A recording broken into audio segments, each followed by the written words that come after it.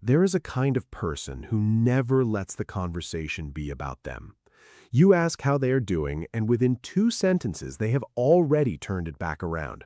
I'm fine, but enough about me. How are you doing? You call them at midnight, completely falling apart, and they pick up every single time.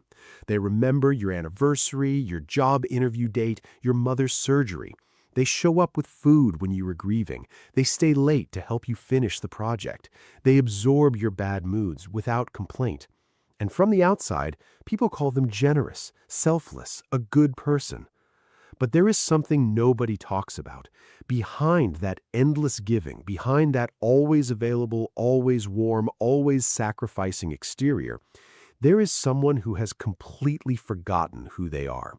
And the terrifying part? They don't even know it's happening. Today, we're going to go deep into the psychology of people who chronically put others first.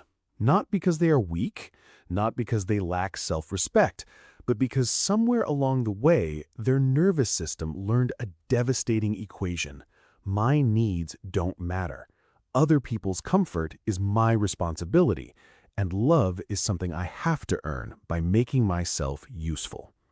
If you recognize yourself in any of this, stay until the end, because what I'm about to tell you is not a criticism, it is an explanation. And maybe, for the first time, it will feel like someone finally understands what has been quietly happening inside you. Welcome back. I'm Lumen. Let's begin. Let's start with a question that sounds simple, but isn't.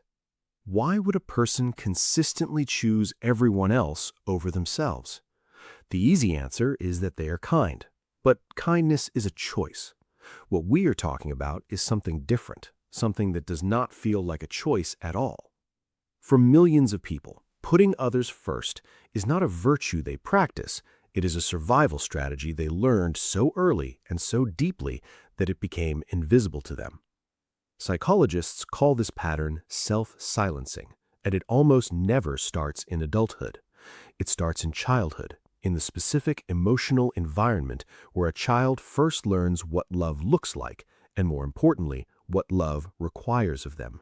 Picture a child growing up in a home where the emotional atmosphere is unpredictable. Maybe one parent struggles with anger. Maybe another is dealing with depression or chronic anxiety. Maybe the household carries financial pressure so heavy that the adults are always one argument away from breaking. In that environment, a child cannot simply be a child. They cannot take up space freely. They cannot have big emotions, loud needs, or inconvenient feelings without sensing, even without being told directly, that their existence is adding weight to an already collapsing structure. So they adapt. They get quiet. They get helpful. They learn to read the room before they even walk into it. They bring their mother a glass of water before being asked. They stop crying when they fall down because the adults are too overwhelmed to comfort them. They become the child who causes no problems, needs nothing, and somehow always knows exactly what everyone else in the room requires. And when they do this, something happens. The tension drops. A parent smiles. Someone says, "You are so mature for your age." And the child's nervous system records that moment like a survival blueprint. This is how I stay safe. This is how I am loved. This is how I belong. The problem is that the blueprint never gets updated. They carry it straight into adulthood, into friendships, romantic relationships, workplaces, and families of their own. And it shows up in very specific ways. Let's look at the signs, not to diagnose, but to recognize. Sign 1. They cannot receive without immediately giving something back. Someone pays them a compliment, and within seconds they deflect it, minimize it, or immediately return one. "You look amazing today." "Oh God, no, you look amazing." Someone does them a favor, and they spend the next 3 days thinking about how to repay it, feeling a low-level anxiety until the debt feels balanced. Receiving without giving feels dangerous to them. It feels like owing something, like being a burden. In psychology, this is connected to a concept called reciprocity anxiety, the belief that allowing someone to give to you without immediately returning it creates an imbalance of power that will eventually be used against you.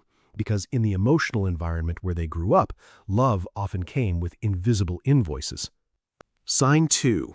They say yes when their entire body is screaming no. A colleague asks them to cover a shift they cannot afford. A friend needs help moving on the one day they had planned for themselves. A family member calls with a crisis during a week they are already barely holding together. And they say yes, every time. Not because they want to, but because the word no feels physically dangerous. It feels like abandonment, like selfishness, like proof that they are not a good person. The discomfort of saying no is so overwhelming that saying yes, even when it costs them, feels like the lesser pain. Neuroscience gives us a framework for understanding this. The brain of a chronic people-pleaser has a hypersensitive threat response tied specifically to social disapproval.